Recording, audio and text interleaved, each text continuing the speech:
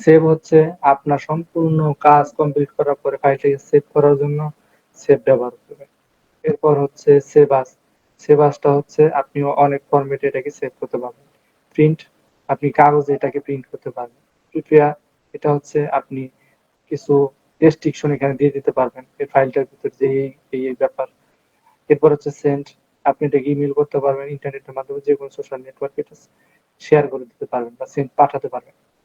Publish, আপনি আপনার blog spot বা ওয়েবসাইটে যে কোনো জায়গায় এটাকে আপনি পাবলিশ করতে পারবেন। ক্লোজ, ক্লোজে ক্লিক করলে এই ফাইলটা ক্লোজ হয়ে যাবে।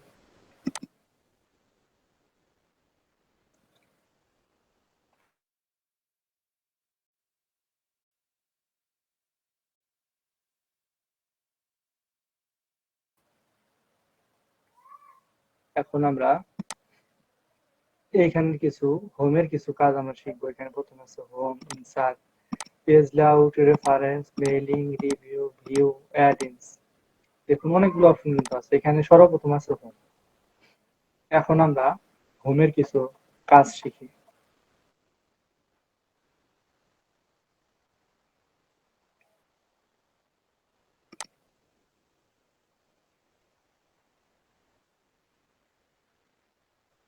হোমের ভিতরে আছে প্রথমেই পেস্ট। এই পেস্টটার কাজ হচ্ছে আপনি এখান থেকে আমরা যদি ধরেন মোহাম্মদ সুলাইমান থেকে এটাকে আমরা কন্ট্রোল এক্স দিয়ে কাট করলাম, করার পরে আমরা চাচ্ছি যে এটা নিচের লাইনে হবে এখানে, তখন কিন্তু আমরা এই পেস্টে চাপ দিলে এটা কিন্তু এখানে পেস্ট হয়ে যাবে। আপনারা বিষয়টা বুঝতে পারছেন? এটা কিন্তু আপনি শর্টকাটও করতে পারবেন। আর একটা বিষয় আমি আপনাদেরকে বলে রাখি, আপনারা যখন কাজ করতে যাবেন, এই আপনার যে মাউসের কার্সরটা আছে, এই যে তীরের মতো দেখতে, এইটাকে আপনি